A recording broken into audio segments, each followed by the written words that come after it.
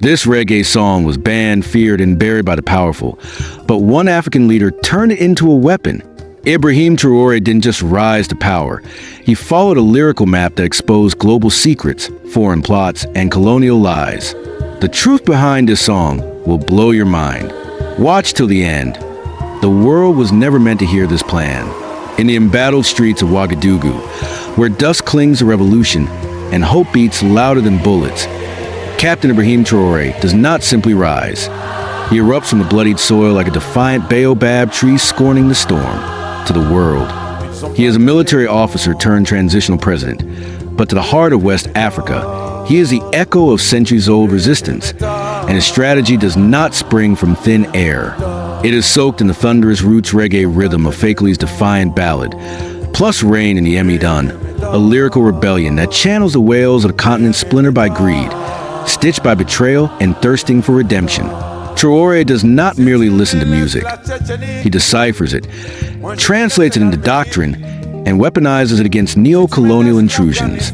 When Dumbia Musa Fakoly, known to the world as Tiken Jah Fakoly, unleashed plus Rain in the Emidun, he was not singing. He was roaring from the belly of a wounded empire. His voice, forged in ODN and tempered by exile in Bamako, carved open the silence that surrounded Africa's fractured geography and stifled spirit. The lyric, Elson Pactage Lumen, meaning they have divided the world, nothing surprises me anymore, reverberated like a prophecy in Traoré's ears. He saw in that refrain the brutal truth of Africa's dismemberment by colonial scalpels, the strategic bleeding of its wealth through artificial lines and synthetic allegiances. Fakoly's music was not just political commentary. It was an anthem that bled with the wisdom of empires dismantled, the mossy empire among them, shredded across borders drawn in ignorance and enforced by steel. To understand why this song is the pulse of Traoré's vision is to understand the unforgiving reality of a country pillaged by alliances masked as partnerships. In the thunderous verse where Fakoly narrates the sinister pact, see, Tumi Donis Bicalb de Blair, Moa J. E. Face La Galagiatok. The translation is chilling. If you give me a lot of money, I will go to war by your side. Here lies the grotesque bargain of neo-colonial influence. Blood for wealth, sovereignty for security. This was not merely a metaphor to Traoré. This was the exact duplicity he had witnessed in Burkina Faso's entanglements with global superpowers that offered weapons in exchange for minds, mercenaries in exchange for silence. Fakoly's defiant crescendo captured the grotesque marriage of foreign powers to domestic corruption. And for Traoré, that was a battlefield. When Ibrahim Traoré, a trained artillery officer with fire in his chest and strategy in his bones, stepped into power, he did so with more than a military plan. He carried the ethos of plus Rain in the Emidun like a constitution of conscience. Every measure taken, cutting military ties with France, dismantling French bases, repositioning gold contracts, establishing the volunteers for the defense of the homeland, was saturated with the song's logic. Africa must rise on its own terms or not rise at all. Fakoly's verse about uranium and gold exploitation was not poetic excess to Traoré. It was a page from Burkina Faso's ledger of loss. For decades, the country had glistened with wealth underground and rotted in poverty above. He knew the gold didn't vanish. It was extracted with the blessings of foreign development deals signed in elite boardrooms while farmers starved. This is why Traoré turned inward, to rural communities, to youth brigades, to farmers and hunters and unemployed engineers, and declared that the salvation of Burkina Faso would not arrive in a briefcase from Paris or a summit in Brussels. It would grow from the people's bone-deep rage and resolve, just as Fakoly's music had risen from the ash of post-colonial betrayal. In one of the song's most searing revelations, Fakoly laments how colonial borders cleaved ethnic groups and ignited internecine fires. Traoré had seen this fire firsthand, in the religious extremism fueled by social despair and in the tribal clashes fanned by state neglect. The president's policies, then, were not arbitrary reforms.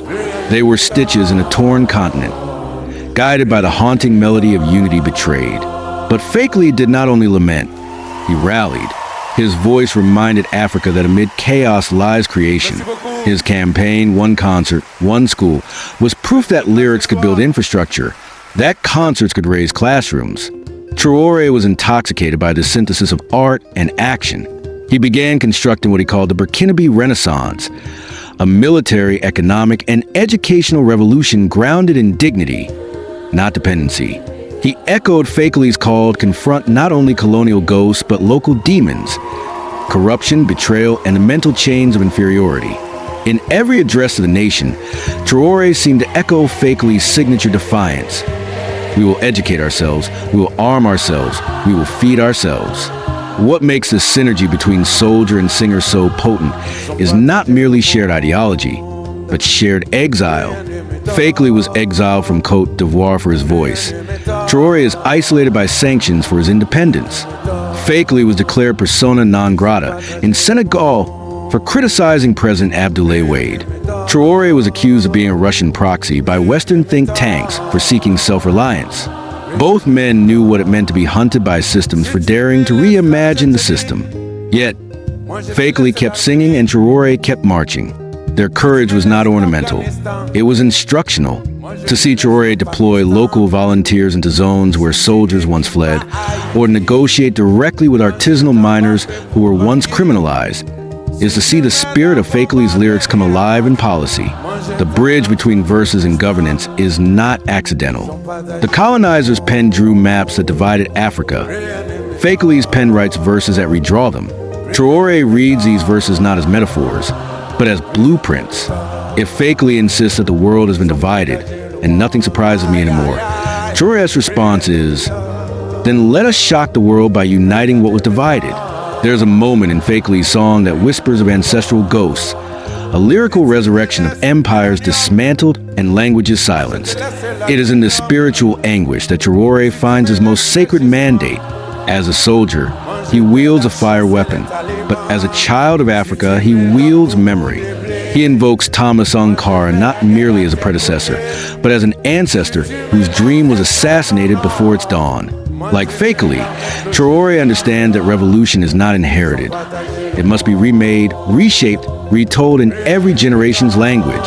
If Sankara's speeches were sermons, Fakoly's music is scripture, and Traoré's governance is a resurrection of both. And in a nation where schools are torched by militants and hospitals abandoned by the state, Traoré's insistence on educational reform mirrors Fakoly's legacy. Just as the artists built classrooms with ticket sales, the president directs state funds away from foreign consultants and toward vocational training centers, agricultural academies, and local science hubs. Both men speak the same dialect of development, one that listens to the drumbeat of communities, not the clinking of donor coins. The story of Plus Rain and the Emitan is not just the story of a song. It is the story of a people refusing amnesia. It is the story of a soldier refusing diplomacy that smells like defeat. It is the story of a continent learning to write its own symphony in a world that only hands its sheet music soaked in sorrow. And at the center of that symphony, Fakoly and Traoré trade verses, one with chords, the other with commands. Both insist that freedom must not only be sung but lived, not only chanted but administered, not only imagined but constructed. Perhaps this is why Ibrahim Traoré is not just feared or admired. He is felt, like a bass line in Fakoly's anthem. He thrums through the psyche of a generation that no longer believed the lie that help will come from elsewhere.